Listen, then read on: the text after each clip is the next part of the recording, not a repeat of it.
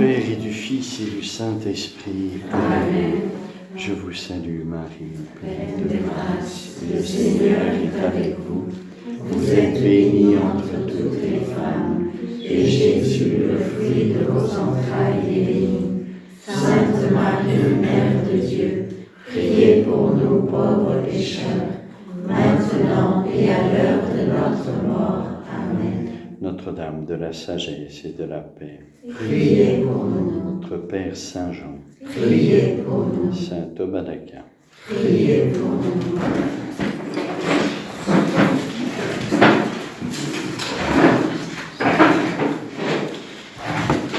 Alors nous revenons à l'article 8 de la question 3.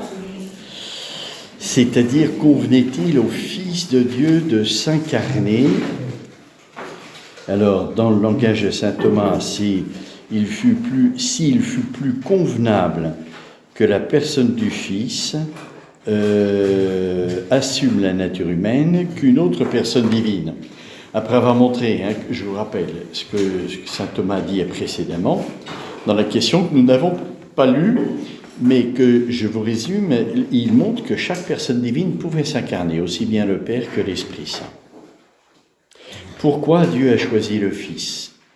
Oui, c'est une question d'abord qui nous fait entrer dans le gouvernement de Dieu, parce que c'est un choix personnel du Père, et donc c'est une question qui nous permet de contempler quelque chose du mystère de Dieu. Donc c'est important, c'est pas secondaire, et puis je trouve aussi c'est une délicatesse par rapport à Dieu le Père de s'intéresser à sa décision. C'est une décision pour notre salut, et donc s'intéresser et découvrir la sagesse de Dieu, les convenances, ce sont des convenances. On va y revenir parce que, vous voyez, je vous ai donné cet exemple du reste. On attribue au Père la toute-puissance. Les convenances s'appuient sur les attributions. Ce n'est pas que le Fils et l'Esprit Saint ne créent pas, ils créent tous les trois, c'est Dieu qui crée. Mais on attribue la toute-puissance au Père parce que c'est notre manière de connaître le Père. Le Père, il est transcendant, comme je vous l'ai expliqué, il est principe de toute la Trinité. Donc on lui attribue ce qui pour nous dépasse complètement tout, la toute-puissance de Dieu, du Créateur, vous voyez, celui qui est principe de toute chose, de tout ce qui existe. Alors on l'attribue au Père, bien que ce soit toute la Trinité qui crée. Mais il y a une similitude entre le Père et le principe de tout. Le Père est principe de la très sainte Trinité, Dieu est principe de toute la création, il y a une similitude, et donc on attribue la toute-puissance créatrice au Père. Ces attributions, ce n'est pas des attributions de propriété. Attention, une propriété, elle est propre à une personne. Par exemple, le Fils, il est engendré. L'Esprit Saint ne dit pas qu'il est engendré. Ça regarde le Fils, ça ne regarde pas le Père. Le Père n'est pas engendré. Donc il y a quelque chose de propre au Fils, quelque chose de propre au Père. Vous voyez, le Père n'est pas engendré. Voilà une propriété qui est négative, voilà, au Père. L'attribution, vous voyez, la raison de convenance, elle touche non pas les propriétés, mais l'attribution qu'on fait, c'est différent. L'attribution qu'on fait, elle est due à notre manière de connaître. La propriété est objective. Le Père n'est pas engendré. Ça, c'est objectif. Vous voyez, c'est pas une attribution. Qu'est-ce qu'on attribue au Père? On attribue la toute-puissance, au Fils la sagesse, et à l'Esprit Saint la miséricorde. C'est des attributions. Ça veut dire que ce n'est pas que le Père n'ait pas sagesse, que l'Esprit Saint n'ait pas sagesse. C'est pas des propriétés des personnes. C'est notre manière de connaître le Père, parce qu'il nous est révélé comme ça, comme source de toute la Trinité, et donc on lui attribue la toute-puissance. Notre manière de connaître le Fils, c'est la sagesse. Pourquoi? Parce que c'est lié à la contemplation. Le Fils est la contemplation du Père. Vous voyez? Ce n'est pas propre au Fils. Les appropriations, ce n'est pas des propriétés. Le Père contemple, le Fils contemple, l'Esprit Saint contemple. La propriété, c'est attribué à une personne et pas aux autres, comme le Père qui n'est pas engendré. C'est attribué qu'au Père. C'est une propriété du Père. Les raisons de convenance, c'est les similitudes qui existent entre nous et Dieu, ou une personne divine, et là on recherche entre la personne du Verbe, pourquoi est-ce que c'est le Verbe qui a été choisi par le Père pour s'incarner et nous sauver. Donc on recherche quelles sont les similitudes entre le but que Dieu veut atteindre, qui est notre salut, et le choix que ce soit le Verbe. Le salut est l'œuvre de toute la Trinité, c'est pas le Fils, c'est toute la Trinité. Pourtant, le Père a choisi le Fils, en particulier pour nous sauver. Il y a une similitude qui nous fait entrer dans la sagesse du Père. Vous voyez, dire que le Fils est incarné, ça ne veut pas dire que le Fils seul nous sauve et que le Père n'y est pour rien, l'Esprit Saint. Non, puisque le Fils est incarné, mais sans l'Esprit Saint, on n'est pas sauvé. On n'est pas sauvé. Sans le Père, on n'est pas sauvé. C'est les trois qui nous sauvent. Comme je vous l'ai expliqué, Jésus nous dit « Sans moi, vous ne pouvez rien faire ». Donc on a l'impression, avec le Fils, on peut tout faire et donc avoir notre salut. Mais non, il faut l'Esprit Saint. Sinon, on ne peut pas être sauvé. Et c'est le Père qui est source des missions. Source de la mission du Fils, source de la mission de l'Esprit Saint. Donc c'est toute la Trinité qui est à l'œuvre pour notre salut. Cependant, comme le Verbe a été envoyé par le Père pour notre salut, il y a une similitude dans le choix du Père entre l'effet qu'il veut réaliser, notre salut, et le choix que ce soit la deuxième personne de la Trinité. Alors c'est ça qu'on essaye de voir. Pour coopérer à notre salut, c'est intéressant de savoir pourquoi le Père a choisi le Fils. Pas l'Esprit Saint et pas lui-même, alors qu'il pouvait. Le Père pouvait s'incarner, l'Esprit Saint pouvait. Pourquoi le Fils ? C'est lié à notre salut. Si on découvre les convenances pour lesquelles Dieu le Père a choisi le Fils, eh bien ça nous donne une lucidité plus grande pour coopérer à notre salut. Tout l'intérêt est là.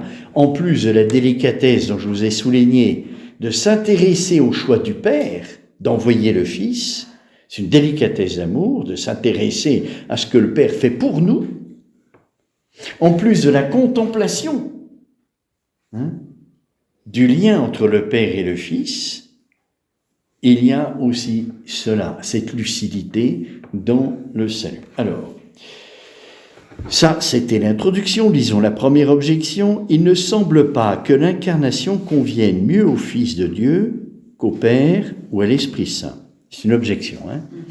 Par ce mystère, en effet, les hommes sont amenés à la véritable connaissance de Dieu, selon cette parole de saint Jean. « Je suis né, je suis venu dans le monde pour rendre témoignage à la vérité. » Oui, l'objection se fonde sur la manière dont Dieu nous sauve, c'est en nous communiquant la lumière. Mais du fait de l'incarnation de la personne du Fils de Dieu, beaucoup se sont détournés de la vraie connaissance de Dieu.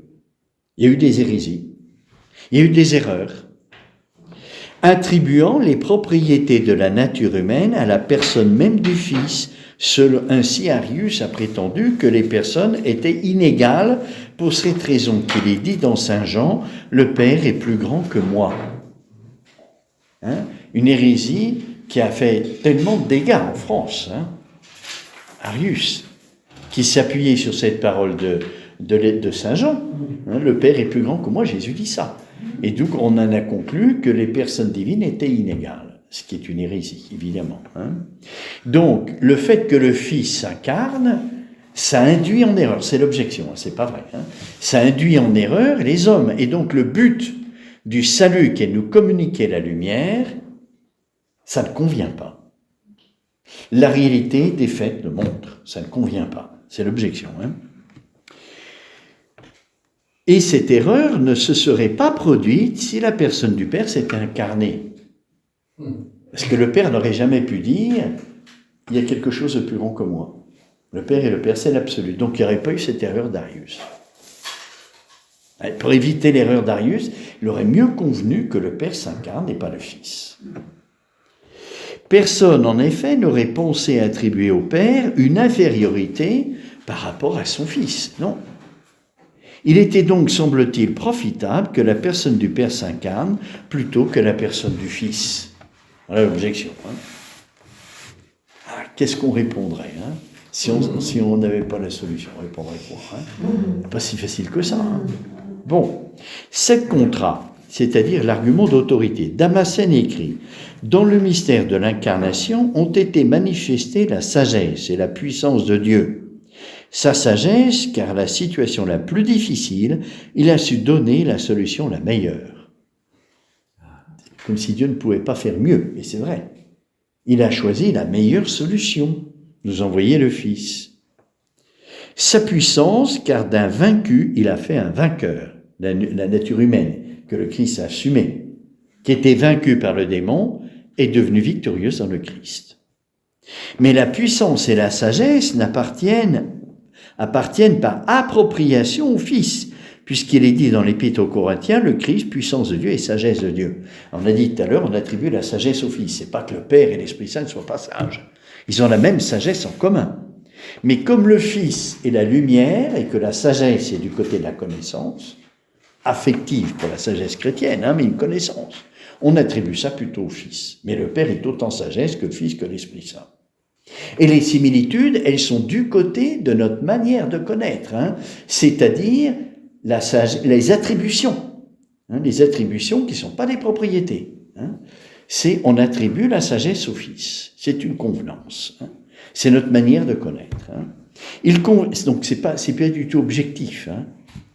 C'est vrai, mais c'est pas objectif. C'est des convenances.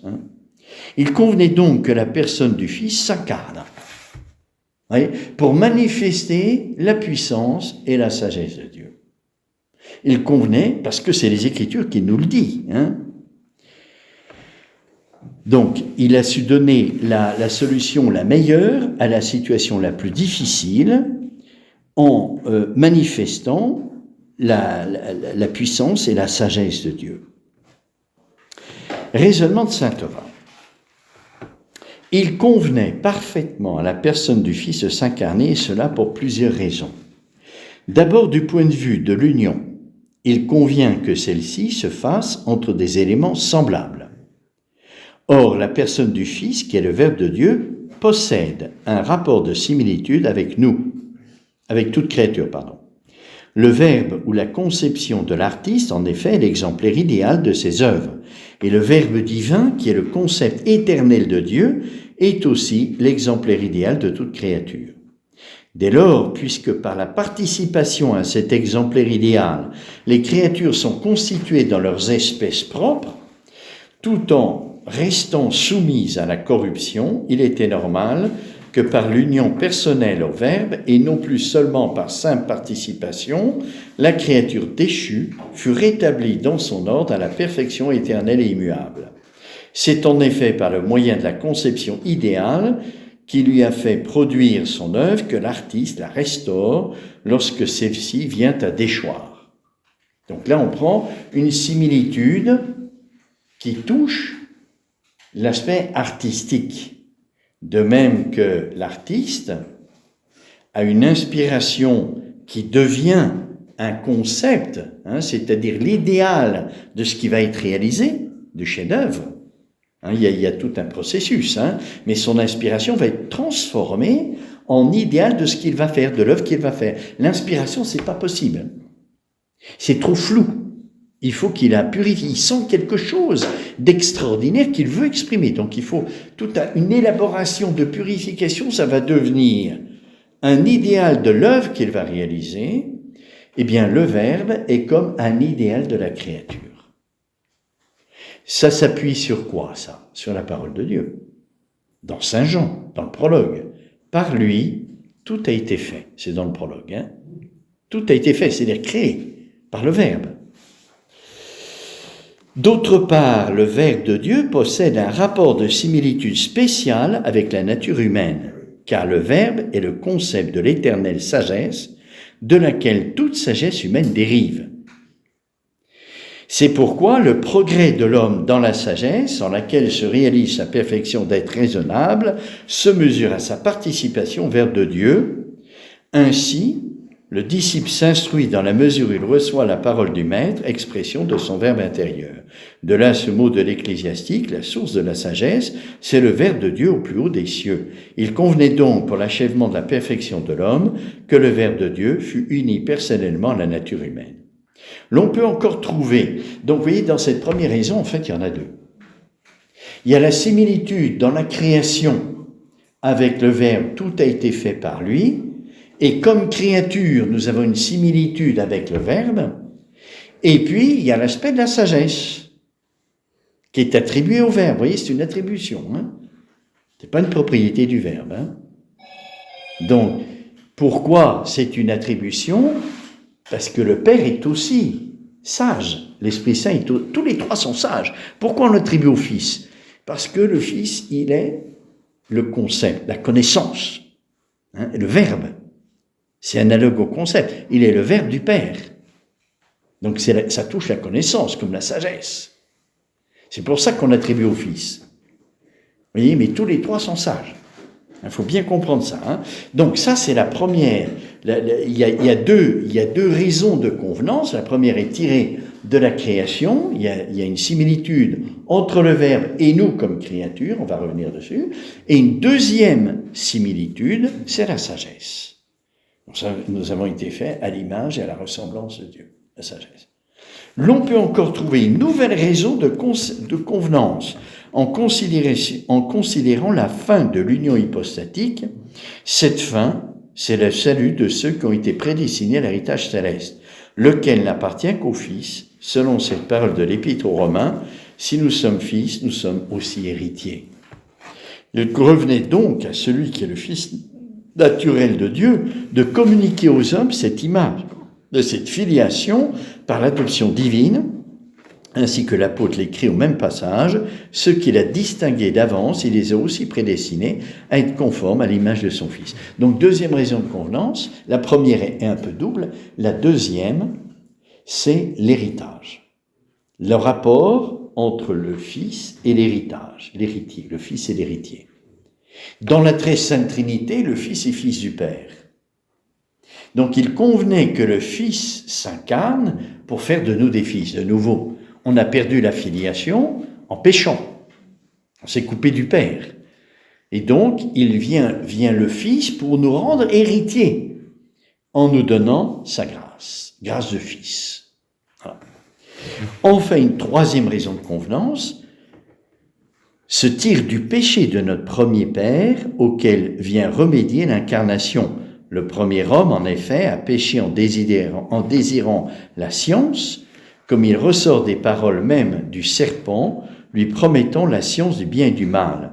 Il convenait donc qu'après s'être éloigné de Dieu par un désir déréglé de science, l'homme fut ramené à Dieu par le Verbe de la vraie sagesse. Troisième raison de convenance, donc l'excès de science sur la sagesse. Alors, revenons un tout petit peu. Vous voyez, la première, j'en ai un petit peu parlé, mais je reviens d'abord sur la première. Donc, raison de convenance, d'abord, de l'acte créateur. L'acte créateur, c'est Dieu, c'est pas le Verbe. Mais dans la parole de Dieu, on nous dit, tout a été fait par lui, en parlant du Verbe. Pourquoi ? Eh bien, Saint Jean emploie des mots humains pour parler du mystère. Et les mots humains ne sont pas adéquats au mystère. C'est une parole humaine qui a un fondement naturel. Or, on parle de quelque chose de surnaturel. Donc, les mots humains, c'est pas comme dans la science humaine. Vous voyez, en mathématiques, on emploie des mots qui sont adéquats. Adéquats, ce que vous désignez. Quand on est face au mystère, on est obligé d'employer des mots humains qui ne sont pas du tout adéquats. Il y a un abîme. Donc, on est obligé de prendre des similitudes. C'est comme, mais ce n'est pas. C'est comme. Vous voyez, le terme verbe, par exemple, c'est analogue à notre verbe, c'est à notre concept. Le concept, il est relatif à quoi ? Il est relatif à sa source, parce que c'est l'intelligence qui produit le verbe, et il est relatif à la réalité connue. Hein? Je pense à homme, je dis animal raisonnable, c'est un verbe qui est produit par l'intelligence, donc il est relatif à celui dont il vient, la cause. Mais il est relatif aussi à la réalité que je connais, Pierre. Si Pierre est un homme, et dans homme, il y a cette intelligence d'un animal raisonnable. Donc mon concept, son but, c'est de me faire connaître Pierre. D'un côté, c'est la cause efficiente, l'intelligence produit le verbe, de l'autre côté, c'est la finalité.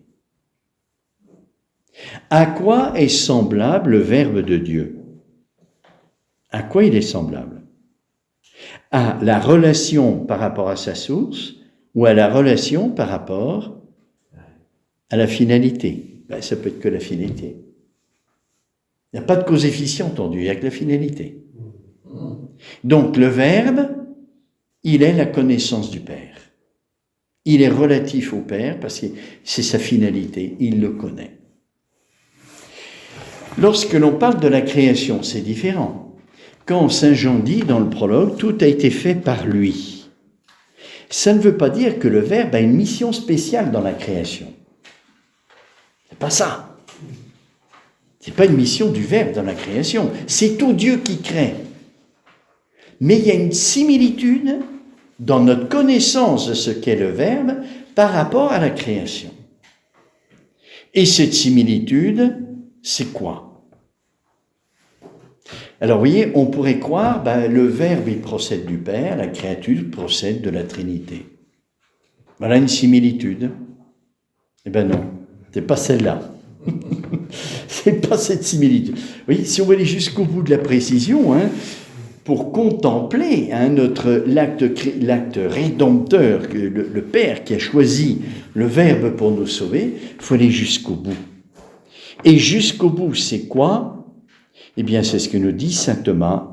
C'est une raison de convenance qui touche non pas Dieu, mais les rapports du Père et du Fils, dans la création. Dans la création, toute la Trinité crée, mais toute la Trinité, les relations entre les personnes divines, elles sont éternelles, donc elles sont présentes dans l'acte créateur. Le Père, il est toujours source du Fils, et avec le Fils de l'Esprit Saint dans l'acte créateur. Eh bien, il y a une similitude dans les rapports du Père et du Fils. Et dans l'acte créateur, cette similitude, elle est présente. Vous voyez, c'est une similitude qui ne touche pas le mystère de Dieu, mais qui touche l'acte créateur. Tout a été fait par lui. C'est l'acte créateur. Et pourquoi par lui? Parce que dans la Trinité, il y a un rapport spécial entre le Père et le Fils. C'est toute la Trinité qui crée, mais comme dans la Trinité, il y a ce rapport entre le Père et le Fils, eh bien, dans l'acte créateur, oui, le Père engendre le Fils. Donc, dans la Trinité, il y a ce rapport entre le Père et le Fils. Dans l'acte créateur, il y a une similitude entre nous et l'acte créateur. Cette similitude, c'est le point de vue de la lumière. On procède de l'acte créateur à travers la lumière qui est attribuée au Verbe. À travers la lumière, voyez. Alors, la deuxième facette la deuxième facette de la raison de convenance, de la première raison de convenance, c'est ce que dit saint Thomas ensuite.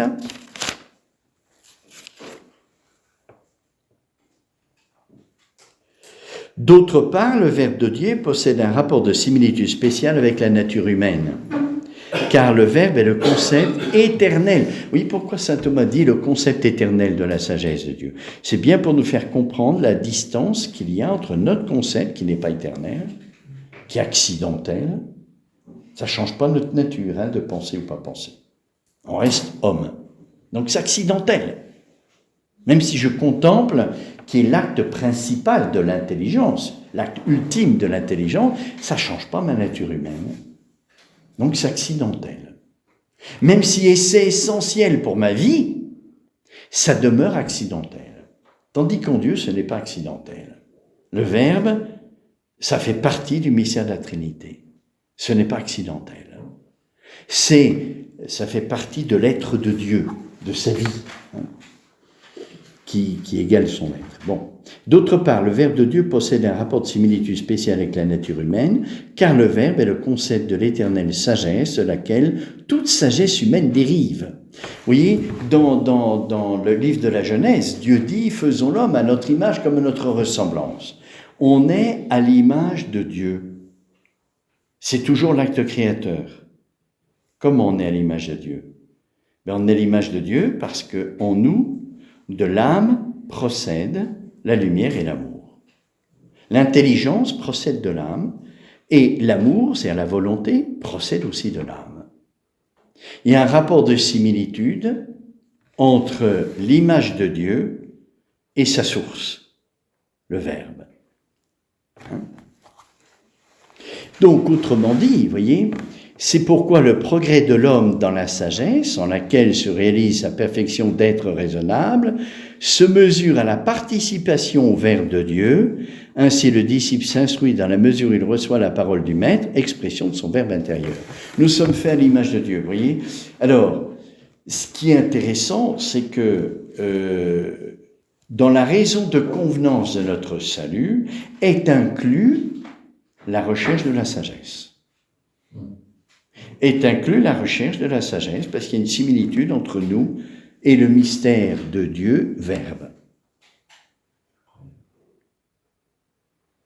C'est-à-dire que plus on recherche la sagesse, plus on se rapproche de Dieu. Vous voyez, pour nous, où la recherche de la vérité est importante, ça devrait être une raison de convenance, celle-là, qui est capitale pour nous, hein. Capitale. Nous sommes à la ressemblance de Dieu. Et spécialement à partir du Verbe. Tout a été fait par lui, par le Verbe. Et le Verbe, c'est la sagesse. On attribue la sagesse. Donc si on y lit à l'image de Dieu, c'est le Verbe qui s'est fait chair, qui est notre modèle exemplaire. Tout a été fait par lui. C'est le modèle exemplaire. Et c'est la sagesse. Donc, rechercher la sagesse, c'est s'approcher du Christ. Chercher la vérité, c'est s'approcher du Christ. Ça fait partie de notre salut. Le Père a choisi le Verbe pour notre salut, et une des raisons de convenance, c'est que tout a été fait par lui, c'est-à-dire par la sagesse. Alors, rechercher la sagesse, c'est s'approcher de Dieu. Vous voyez, la recherche de la vérité, elle n'est pas secondaire dans notre vie. Hein. Alors, deuxième raison de convenance. On peut trouver une nouvelle raison de convenance en considérant la fin de l'union hypostatique. Cette fin, c'est le salut de ceux qui ont été prédestinés à l'héritage céleste, lequel n'appartient qu'au Fils. Alors, cette raison est aussi très intéressante. Pourquoi? Le rapport du Père et du Fils. Le Fils comme héritier. Ça, c'est un thème biblique qui se retrouve partout. Qui se retrouve partout. Regardez le nombre de fois où l'on parle de l'héritage dans la Bible. À commencer par Abraham. Pourquoi il y a chez Abraham ce désir de Sarah, de son épouse, que ça soit Isaac et pas Ismaël? Parce qu'il est le vrai fils. Et c'est lui l'héritier. Et Dieu laisse faire. Pourquoi Dieu laisse faire? Ben c'est justement parce que la question du fils et de l'héritage est capitale pour notre salut. Et on doit comprendre ça. Hein? Ça paraît un peu bizarre, hein, la manière dont Dieu agit par rapport à Ismaël, de chasser la servante dans le désert, et puis que Ismaël commence à mourir de soif, hein, humainement parlant, c'est horrible. Mais il y a un dessein de la sagesse de Dieu, qui est de lier le vrai fils avec l'héritage. Et ça se répète. Isaac et Ésaü. Et ça se répète même dans le Nouveau Testament, le fils prodigue. Le fils prodigue, il a perdu la filiation. Il a perdu l'héritage. Il faut qu'il revienne comme fils. Je ne suis pas digne d'être appelé ton fils. Et le père l'embrasse et le reprend comme fils. Il est restauré dans son héritage. Vous pouvez regarder toute la Bible, c'est un thème qui est récurrent dans toute la Bible. Donc c'est une raison biblique, mais qui touche la finalité. Notre héritage, c'est l'héritage du Fils qui nous communique, c'est-à-dire la vision béatifique. Le Fils, il est la contemplation du Père. C'est lui qui nous est envoyé pour que nous soyons fils, c'est-à-dire que nous recevions de lui, par la lumière qui nous communique, l'héritage de la vision béatifique. Oui. Donc ça, il y a comme, et la Bible nous le montre, comme une volonté farouche du Père par rapport à l'héritage.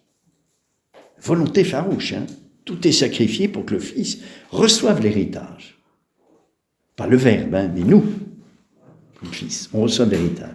C'est entrer dans l'intimité du Père. Alors, on est appelé à être fils, c'est pas rien. Donc ça, oui, si la première raison touche la cause exemplaire, le Verbe modèle de ce qui va être produit, et donc la restauration de l'artiste, c'est bien que ce soit l'artiste qui a fait, par qui a tout été fait, qui restaure. Ça, c'est la cause exemplaire, c'est le modèle. Là, c'est la cause finale. C'est l'héritage, le Fils, la filiation. Notre grâce est une grâce de Fils. Pas rien. Mais autrement qu'Adam et Ève. Adam et Ève étaient aussi fils de Dieu par la grâce, mais ce n'était pas une grâce chrétienne. C'était pas une grâce de fils. C'était une grâce de fils en tant qu'il reçoit la vie surnaturelle de Dieu. Ils avaient la foi, l'espérance et la charité. Donc, en recevant, ils sont nés d'en haut, comme Jésus enseigne à Nicodème, il faut naître d'en haut, c'est-à-dire qu'on reçoit la grâce, eh bien, on est capable de faire de nouveaux actes qui nous lient à Dieu, donc on est fils parce qu'on reçoit une vie qui vient du Père. Une vie surnaturelle qui vient du Père, donc on est fils. Mais avec le Christ, on est fils d'une toute autre manière, dans l'intimité avec le Père. Mais Adam et Ève, il Parce n'était que... pas par anticipation. Comment ? Adam et Ève, il n'était pas aussi par anticipation. Non, pas du tout. Ils n'avaient pas la grâce du Christ, ils n'avaient pas la grâce de fils comme le Christ est le Fils du Père. Ils avaient une grâce de fils, mais au sens où je viens de le dire. C'est-à-dire qu'ils avaient reçu la vie surnaturelle, la grâce, qui faisait d'eux des fils parce qu'ils avaient cette vie dont ils participaient, mais nous, on en participe autrement, avec Jésus-Christ, qui vient directement du Christ. Tandis que la grâce de justice originelle, elle est dans le prolongement de la dépasse, il la dépasse complètement, mais dans le prolongement de la nature humaine, qui était complètement finalisée avant la faute. Et la grâce prolongeait ça, en la dépassant complètement. Tandis que notre grâce chrétienne, elle vient directement du Christ. Elle n'est pas du tout dans le prolongement de notre nature humaine, parce qu'elle est abîmée par le péché originel. Vous voyez ? On n'a plus la finalité. On est avec une coupure par rapport à la finalité, avec un péché. Ça veut dire en fait que, indépendamment du péché, le Christ devait s'incarner. Eh bien non, justement. C'est la question, vous vous rappelez, c'est la question qu'on avait vue dans les raisons de convenance de l'incarnation. Si l'homme n'avait pas péché, le Christ se serait-il incarné ? Le Verbe se serait-il fait chair ? Et saint Thomas dit, on ne peut pas répondre non ou oui. On ne peut pas savoir, parce que ça c'est du possible. Et l'Écriture ne nous dit rien là-dessus. Donc on n'est pas enseigné là-dessus. Vous voyez, on a un niveau surnaturel qu'on ne peut pas connaître, ça nous dépasse. Donc, la question, si l'homme n'avait pas péché, le Verbe se serait-il fait chair ? On n'en sait rien, parce que c'est un niveau qui nous, c'est la sagesse de Dieu, on ne peut pas répondre. Mais, saint Thomas dit, il y a plus de convenance à dire non qu'à dire oui. Parce que chaque fois que l'Écriture nous parle de la raison, c'est le péché, c'est toujours le péché, qui est mentionné. Mais on ne peut pas dire absolument non. Mais il y a plus de convenance à dire oui. Regardez le texte pourtant de saint Paul ce matin, de l'Épître aux Éphésiens. Oui. Pour le plan de Dieu, de toute éternité, dès avant la fondation du monde, il nous a élus dans le Fils. Oui, Parce que Dieu sait tout à l'avance. Il savait qu'Adam et Ève pécheraient. Il le savait. Hein, la prédestination, voilà. Et il avait ce plan merveilleux pour nous de se donner encore plus, d'une façon plus personnelle. Parce que la grâce, elle émane de toute la très sainte Trinité. Tandis que la grâce chrétienne, elle est personnelle. Vous voyez, plus personnelle, disons. Elle n'est pas absolument, parce que c'est toujours la Trinité qui est source de la grâce, mais ça passe par le Fils. Elle est plus personnelle. Donc, la deuxième raison de convenance, vous voyez, c'est l'héritage. Et là, on voit une volonté farouche de Dieu de nous réserver cet héritage. Donc, il envoie le Fils pour ça. C'est une des raisons pour lesquelles le Père envoie le Fils. Hein. Troisième raison de convenance, donc, ça tient au péché, là. Hein, le péché qui est un excès de science sur la sagesse. Donc, je ne sais pas si vous vous rappelez, quand on a fait la petite session sur les révélations privées, je vous ai développé l'aspect du livre de l'Apocalypse en montrant les effets de l'action de la bête de la mer et de la bête de la terre qui nous pousse au péché, c'est Babylone la Grande. Hein. Et Babylone la Grande, elle est décrite par deux choses, l'idolâtrie et la richesse. La richesse, elle vient directement de la raison de l'homme, la science. Parce que la richesse, il faut produire. Vous voyez ? Et ça, c'est la raison. Mais du coup, en développant la raison, on étouffe l'intelligence qui est faite pour la sagesse. Donc l'excès, c'est un exemple, je ne dis pas qu'il n'y a que ça, mais c'est un exemple. Un exemple pourquoi le Verbe s'est fait chair, parce que l'homme a toujours tendance à faire passer la raison devant l'intelligence. Et le démon sait ça, et donc il fait tout, il sait qu'il y a en nous la concupiscence des biens de ce monde. La concupiscence des biens de ce monde, c'est une conséquence du péché originel dont le démon se sert pour nous faire miroiter, augmenter en nous le désir des biens de la terre, et pour cela développer la raison, qui passe devant l'intelligence. La raison n'est pas contemplative. L'intelligence, oui, elle est contemplative. Elle est faite pour voir Dieu, pas la raison. Et donc, en développant excessivement la raison, l'intelligence, petit à petit, meurt. Parce que je ne peux pas mettre toutes mes forces dans la raison et dans l'intelligence. Je dois faire des choix. Et le choix, il doit être conforme à l'acte créateur, comme on a dit. Le Verbe s'est fait chair, c'est la sagesse. Vous voyez ? La raison de similitude pour lequel le Verbe s'est fait chair, c'est parce que c'est la sagesse. On est créé à l'image de Dieu. Et donc ça répond, c'est l'effet, répondre au péché de l'homme qui fait passer la raison devant la sagesse. Depuis le début, on a été créé à l'image de Dieu avec une similitude particulière avec le Verbe, la sagesse. Pour que cette sagesse prenne tout petit à petit.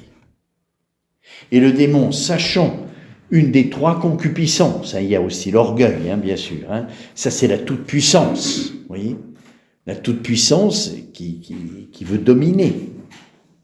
L'orgueil de l'intelligence, c'est ça.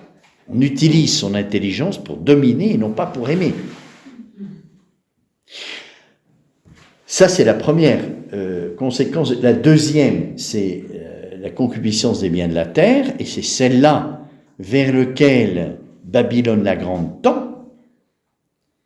Et puis, la troisième, concupiscence de la chair. Alors, c'est intéressant de voir d'ailleurs qu'il y a un lien tout à fait particulier dans l'Apocalypse entre Babylone la Grande et puis le dernier combat eschatologique où le démon rassemble toute la puissance dont il est mesure. Il y a un lien entre la concupiscence des biens de la terre et puis l'orgueil, la domination, la puissance. Vous voyez ? Pour lutter contre l'Église, on met tout en œuvre. Concupiscence de la chair, concupiscence des biens de ce monde et l'orgueil, la domination, la puissance. Le démon joue sur les trois conséquences du péché originel pour entraîner les hommes à l'autodestruction. Quand, vous voyez, on nous dit par des révélations privées qu'il y aura un feu qui va descendre du ciel et ravager la terre et des populations des nations entières, c'est l'homme qui fait ça, c'est pas Dieu. Dieu a promis qu'il ne détruirait plus l'homme. C'est l'homme, ce feu de soufre. On peut penser à la bombe atomique, c'est ça qui se passe. C'est le feu qui descend du ciel, parce qu'elle vient du ciel. On les lâche, on les largue.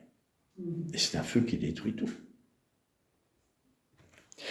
Alors donc, vous voyez, là aussi c'est intéressant, parce qu'on voit bien que dans l'Apocalypse, un des signes du retour du Christ, c'est justement cette laïcisation de la dimension religieuse, où l'aspect de la sagesse, la recherche de la sagesse, à cause de la raison, est supprimé. Oui, c'est pas un laïcisme, comme je vous l'expliquais dans le livre de l'Apocalypse, c'est pas un laïcisme avec des décisions, on supprime tous les signes religieux. Il y a ça aussi, bien sûr, mais c'est beaucoup plus subtil. C'est étouffer l'intelligence, qui est la seule capable de contempler Dieu, c'est la dimension religieuse de l'homme, en faisant que la raison prenne tout. Le démon est intelligent, il sait comment s'y prendre pour laïciser l'homme. 666, c'est le chiffre de la bête, et c'est un chiffre de laïcisation. Vous vous rappelez, la bête de la terre, elle fait la même chose que la bête de la mer, mais d'une façon pratique. Et la façon pratique, c'est surdévelopper la raison face à l'intelligence. On est dans ce monde-là.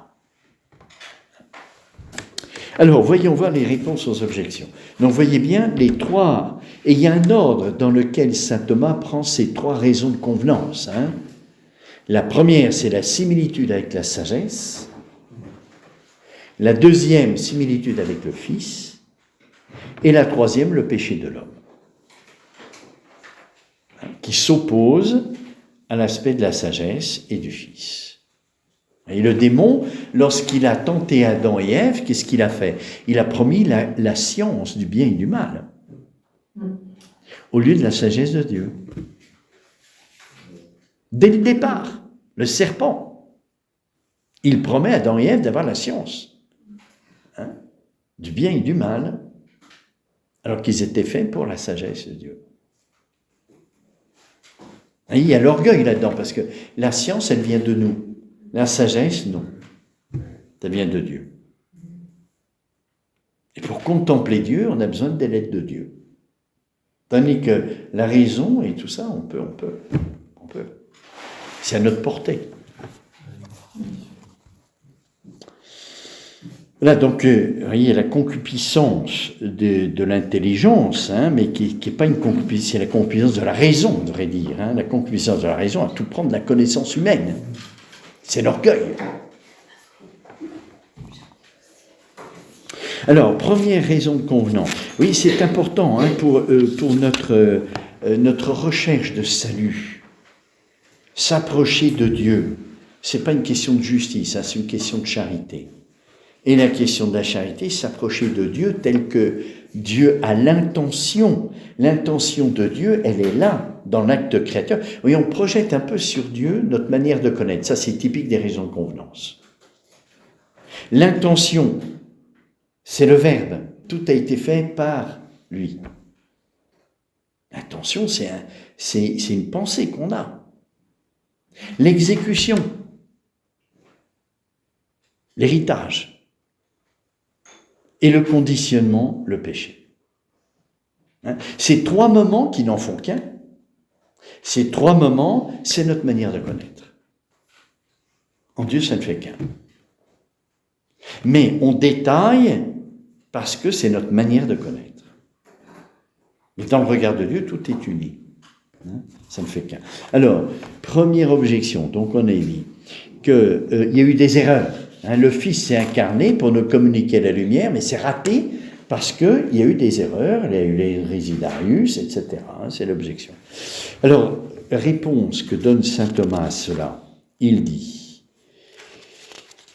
il n'est rien dont la malice humaine ne puisse abuser, même de la bonté de Dieu, selon ce qui est écrit dans l'Épître aux Romains, méprises-tu les richesses de sa bonté, Si la personne du Père s'était incarnée, l'homme eût pu encore tomber dans quelque autre erreur et s'imaginer par exemple que le Fils, à lui seul, ne pouvait restaurer la nature humaine. Il fallait le Père. On attribue la toute-puissance au Père.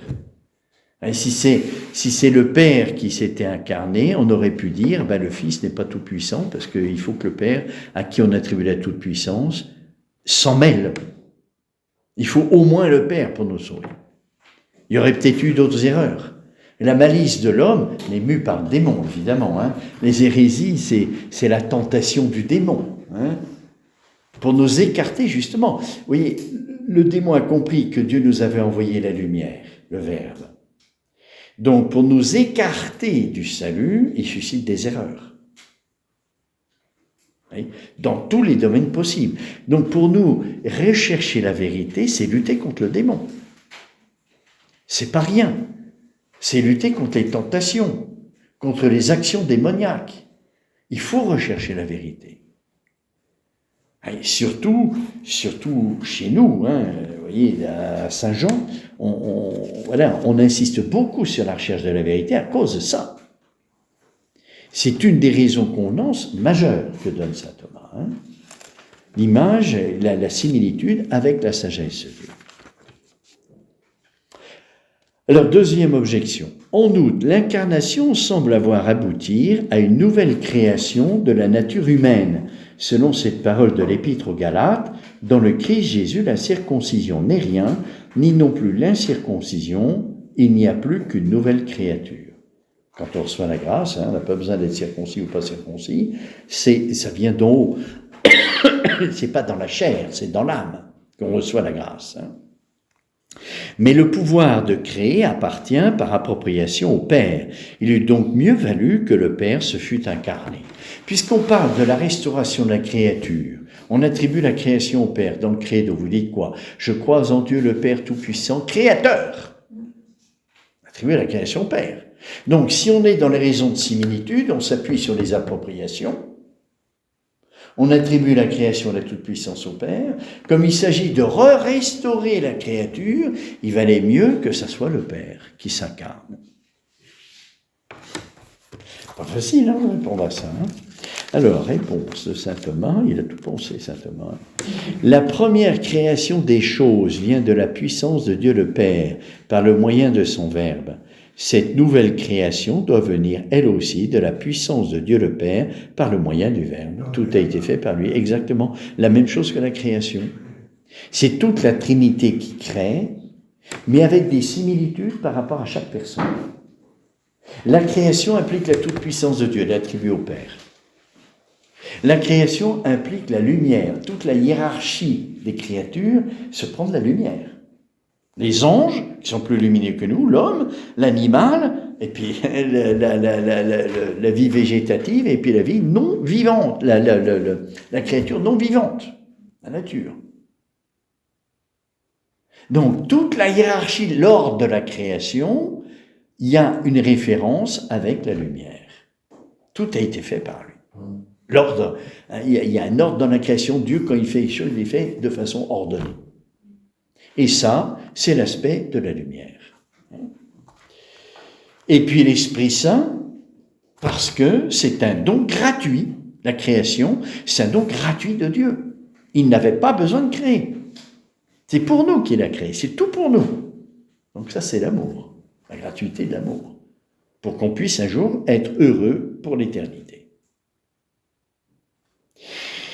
Donc, de même que Dieu a créé avec des similitudes par rapport au Père, par rapport au Fils, par rapport à l'Esprit Saint, de même la création, la même chose. Oui. Le Père par le Fils et avec l'Esprit Saint. Troisième objection, et on s'arrêtera là. Enfin, l'incarnation est ordonnée à la rémission des péchés, puisqu'il est dit dans l'Évangile selon saint Matthieu, « Tu lui donneras le nom de Jésus, car il sauvera son peuple de ses péchés. » Mais la rémission des péchés est attribuée à l'Esprit Saint, la miséricorde. Comme je vous ai dit, on attribue à l'Esprit Saint la miséricorde, le pardon des péchés. D'après cette parole de l'Évangile, selon saint Jean, donc il y aurait une similitude, vous voyez, entre l'Esprit Saint et nous, dans le salut. C'est d'abord une question de miséricorde. La troisième raison de convenance par rapport à l'excès de science sur la sagesse, c'est le péché de l'homme. Et donc le salut, il y a une raison de convenance avec l'Esprit Saint qui est la miséricorde. Miséricorde, la réparation du péché. Recevez l'Esprit Saint, les péchés seront remis à ceux à qui vous les remettrez. Il appartenait donc à la personne du Saint-Esprit de s'incarner plutôt qu'à la personne du Fils. Pourquoi c'est le Fils qui s'incarnait, Si le salut est nous restaurer, vous vous rappelez la première raison de convenance de l'incarnation de Dieu, pas l'incarnation du Verbe, mais de Dieu, c'était la rémission des péchés et du péché originel. Rappelez de ça. Et donc, ça convenait plus que ça soit l'Esprit Saint qui est la miséricorde. Ça nous aurait plus parlé. Eh bien, que répond saint Thomas ? Le propre de l'Esprit Saint, c'est d'être le don du Père et du Fils. Or, la rémission des péchés se fait par l'Esprit Saint en ce sens que l'Esprit Saint nous étant été donné par Dieu, nous sommes purifiés de nos fautes. Il est donc préférable qu'en vue de justifier l'homme, ce soit le Fils de Dieu qui s'incarne, puisque l'Esprit Saint nous est donné par lui. Mais toujours, la vie de Dieu et des missions des personnes divines qui nous donnent des raisons de convenance pour l'incarnation du Verbe. L'Esprit Saint, qui est un don de Dieu pour la rémission des péchés, c'est le Verbe qui nous l'envoie. Je vous enverrai l'Esprit Saint, dit Jésus. Le Père nous l'envoie, le Père et le Fils nous l'envoient, et le Fils tout seul nous l'envoie. C'est comme ça se termine l'évangile de Saint Jean. Du moins, se termine. Les chapitres relatifs à l'Esprit Saint, chapitre 16, 14, 15, 16, à la fin, Jésus dit « Je vous enverrai l'Esprit Saint ». Il dit plus le Père vous enverra l'Esprit Saint, mais je vous enverrai l'Esprit Saint. Donc vous voyez, ces raisons de convenance, ces trois raisons de convenance, elles sont importantes parce que la première chose que saint Thomas nous dit, cherchez la vérité, cherchez la sagesse. Ensuite, soyez des fils du Père. Cherchez la vérité, soyez des fils du Père, des fils bien-aimés du Père, et développez la recherche de la sagesse. Les trois raisons de convenance qui se touchent. Si on veut coopérer pleinement à l'intention de Dieu qui a choisi le Verbe pour nous sauver, eh bien c'est ça qu'il faut faire. Recherche de la sagesse, recherche d'être fils bien-aimé du Père, et un fils bien-aimé du Père, il fait quoi? Il obéit. Un fils bien-aimé, c'est celui qui obéit, qui est docile. Et puis, la recherche de la petitesse pour que la raison ne prenne pas tout. La sagesse nous met dans la petitesse, parce que ça vient pas de nous, ça vient d'un autre. Voyez ? Les trois aspects, recherche de la sagesse, si on veut aller jusqu'au bout de l'intention de Dieu pour notre salut, docilité, être fils, docilité, et petitesse. Comme l'enfant. L'enfant, il se nourrit de la sagesse qui vient d'un autre. Donc il est dans la petitesse et il est docile. Parce qu'il sait qu'il ne sait rien. Vous voyez, c'est pas inutile, vous voyez, c'est pas des spéculations, vous voyez, ça a des effets concrets pour nous. Et les effets concrets, c'est l'enseignement que Dieu nous donne lorsque les paroles de l'Écriture parlent de notre salut. Tout a été fait par lui, non seulement dans la création, mais aussi dans la recréation. Il vous faut naître de l'eau et de l'esprit. Et l'esprit, c'est le Verbe qui nous l'envoie. Le Père est le Verbe. Donc, pour entrer dans l'intention du Père qui a choisi le Fils, voilà les raisons de convenance. Et voilà comment on doit vivre chrétiennement. Si on veut être chrétien et qu'on ne suit pas l'intention du Père, on n'est plus chrétien. On n'est plus chrétien. Alors, ça se fait spontanément parce que Dieu a voulu l'Église, Dieu a voulu des pères spirituels, qui spontanément nous oriente dans ce sens-là. Mais si on est lucide grâce à l'analyse théologique, on coopère mieux, on peut mieux coopérer. C'est tout l'intérêt de la théologie, comme en philosophie, ça nous rend lucide, donc on peut mieux coopérer. Alors, pas besoin de la théologie pour être un saint, hein, encore une fois. Mais la charité, qui est notre sainteté, sans la lumière, elle n'est plus charité. Et la lumière, c'est notre coopération. On peut coopérer à ça.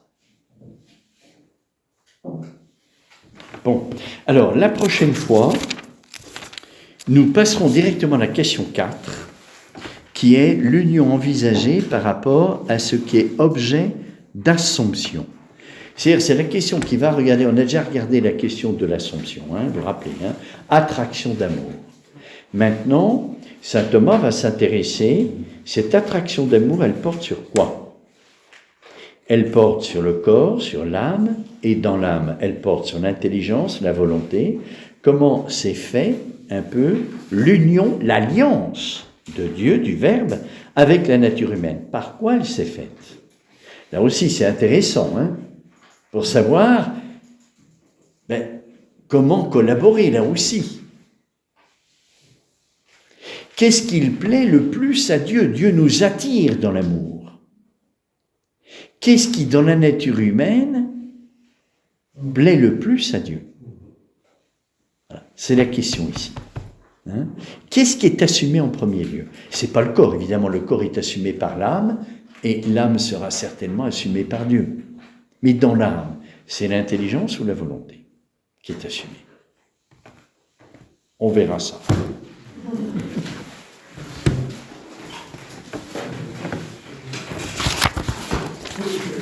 Oui, posez-vous. J'ai une question. Oui. C'est-à-dire que j'avais tout à fait au début, et puis vous y avez répondu, mais quand même peut-être préciser un petit peu plus. Oui. Vous avez dit que notre salut est donné bien sûr par les trois personnes divines, le Père, le Fils, et là, sans énergie et sans l'Esprit Saint, nous ne sommes pas sauvés. Je peux comprendre que c'était grâce à la miséricorde, finalement, que nous sommes sauvés. Est-ce que vous pourriez préciser ça un petit peu plus? Sans l'Esprit Saint, nous ne sommes pas sauvés. Le Christ nous sauve quand même complètement par son libre sacrifice. Il assume toute cette condition humaine pécheresse et il la sanctifie par ce libre sacrifice, il la justifie auprès de son Père. Et en quelque sorte, par sa résurrection, il atteste la vérité de cela. Et alors, bien sûr, moi, je pense aussi que l'Esprit Saint nous est absolument nécessaire pour nous conduire à la vérité tout entière, mais j'aimerais comprendre encore un peu plus. Mais vous voyez, ce que j'ai dit ce matin, j'ai abordé un tout petit peu cette question. Vous voyez, quand Jésus dit « Sans moi, vous ne pouvez rien faire hein », ça touche au salut, ça touche aussi au salut. Sans moi, vous ne pouvez pas être sauvé. Mais quand Jésus dit « sans moi », ça implique quoi, sans moi? Ça implique aussi le don de l'Esprit Saint. Vous voyez, on en fait l'expérience concrètement quand on va à l'adoration du Saint-Sacrement. On est avec Jésus dans l'adoration du Saint-Sacrement. Et pourtant, ça ne marche pas. Parce qu'on est distrait, parce qu'on s'endort. Hein? Sans moi, vous ne pouvez rien faire. C'est pas vrai. Et si, c'est vrai. C'est Jésus qui le dit. Mais dans le sans moi est compris le don de l'Esprit Saint qui nous maintient en éveil devant le Christ. Vous voyez, dans l'adoration, s'il n'y a pas l'Esprit Saint, on s'endort et on est distrait. S'il y a l'Esprit Saint, alors l'Esprit Saint ne nous est pas donné en permanence, hein, comme pour Jésus, mais par moment, il y a l'Esprit Saint. Alors quand Jésus dit « sans moi, vous ne pouvez rien faire », il inclut ça aussi, le don de l'Esprit Saint. Hein? Voilà. Donc, ce qui positionne le Fils par rapport à l'Esprit Saint comme quelque chose de fondamental, puisque le Christ nous donne l'Esprit Saint pour être vraiment sauvé. Sans le Christ, il n'y a pas le don de l'Esprit Saint. Donc, le Christ est fondamental par rapport à ça. Il est essentiel, hein, fondamental, ça ne veut pas dire secondaire. C'est essentiel, mais il faut l'Esprit Saint. Et le Père qui envoie le Fils et l'Esprit Saint. Sans le Père, on n'a ni le Fils ni l'Esprit Saint. Donc, c'est pourquoi c'est les trois qui nous sauvent. Mais chacun selon une raison de convenance. Voilà. Et puis l'Esprit Saint, c'est souvent, on l'a dit, c'est cet amour gratuit. Et je pense que le Seigneur, Dieu, nous demande, de même que lui nous a aimés absolument gratuitement, nous avec nos pauvres moyens, néanmoins, il y a cette gratuité qui va remonter dans cette action de grâce, n'est-ce pas, librement vers lui, dans un remerciement total, absolu. Ça vient de la grâce, ça vient pas de nous, hein. Ça vient de la grâce. Parce qu'on voit bien qu'après la messe, quand on veut faire l'action de grâce, c'est pareil, hein, on a des distractions, on pense à toute autre chose que l'action de grâce, c'est quand même pas facile d'entrer dedans, et c'est une grâce de Dieu qui nous est donnée. Vous voyez, spécialement parce que, à la croix, que nous donne l'Eucharistie, Jésus nous donne l'Esprit Saint. Donc, si on prend l'Esprit Saint en communion, Jésus nous donne aussi si on prend l'Eucharistie en communion, qui est la croix du Christ et la résurrection, eh bien, on reçoit en même temps, si on est fervent, l'Esprit Saint qui nous permet de faire l'action de grâce. Oui. Non, c'est plutôt pour éclairer. J'aime beaucoup la question du monsieur. C'est parce que j'avais entendu un jour un père qui disait ça, je trouve que c'est très éclairant. Que Jésus nous a sauvés, il a payé tous les prix, il a tout réparé. Mais après, on peut rester spectateur, c'est-à-dire il nous a sauvés, très bien. Mais après, il faut s'approprier ce que lui, il a fait. Et c'est ça, c'est l'Esprit Saint qui fait ça. Qu'on s'approprie tout ce que Jésus a fait pour le faire nôtre et puis en vivre, quoi. Autrement, on se l'approprie humainement. Oui, on peut se l'approprier, mais ça, c'est la tradition religieuse. On s'approprie humainement ce que le Christ nous a donné. Seul l'Esprit Saint nous le fait vivre de façon divine, cette appropriation. C'est une vivification. Ah oui. Sans l'Esprit Saint, on ne peut pas être sauvé. Et Jésus, sans l'Esprit Saint, on ne peut pas être sauvé non plus. Et le Père, sans le Fils, on ne peut pas être sauvé. Il faut les trois. Il faut les trois. Mais quand même, Dieu a envoyé le Verbe. Il faut les trois, mais Dieu a envoyé le Verbe. Tout à fait. Et puis ce Verbe, il s'est incarné dans notre condition humaine à nous. Ce qui montre que dans le salut, il y a une place à la lumière qui est prodigieuse. Si le Père a choisi que c'était la lumière qui nous soit donnée pour le salut, c'est significatif. Mais il y a une place à la recherche de la vérité, à la recherche de la sagesse qui est tout à fait particulière. Ça vient du fait que le salut, c'est un acte d'amour libre. On s'engage à choisir Dieu. Dieu ne nous force pas, mais il nous éclaire sur le vrai bien. C'est pour ça qu'il nous a envoyé la lumière pour qu'on s'engage librement, pour nous éclairer, nous éclaire, pour qu'on s'engage librement à choisir le bien. La convenance du Verbe, oui. Est-ce que donc les personnes choisissent Dieu quand ils reconnaissent la vérité? Et s'ils sont des gens qui croient pas ou qui Exactement. nient à Dieu, c'est parce qu'ils n'ont pas été éclairés. Mais dès qu'ils sont éclairés, ils ne peuvent pas s'empêcher. Exactement. Vous voyez, quelqu'un qui n'a pas reçu la grâce du baptême et qui cherche la vérité, il s'oriente vers Dieu sans le savoir. Ça lui permet d'entrer dans le gouvernement de la rédemption, parce qu'il est disposé à recevoir la lumière qui est le Verbe. Vous voyez ? C'est une disposition qui est une coopération au salut. Et quand Dieu voit cette disposition, il l'aide en lui donnant la personne juste qui va lui faire connaître le Christ. Les âmes de bonne volonté, ceux qui cherchent la vérité, Dieu les aide. Ceux qui cherchent l'amour aussi, c'est pareil. Hein. Mais il y a quelque chose de particulier du côté de la vérité. Vous voyez ? Et quand on abandonne la recherche de la vérité, on n'entre pas dans le dessein de Dieu sur le salut.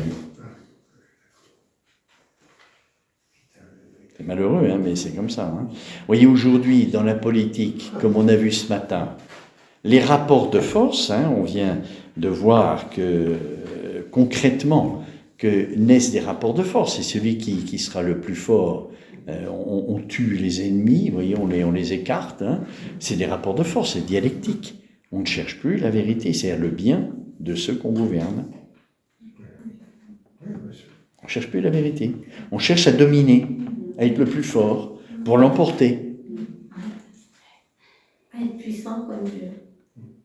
Et comme la nature humaine n'est pas faite pour ça, elle s'autodétruit. S'autodétruit.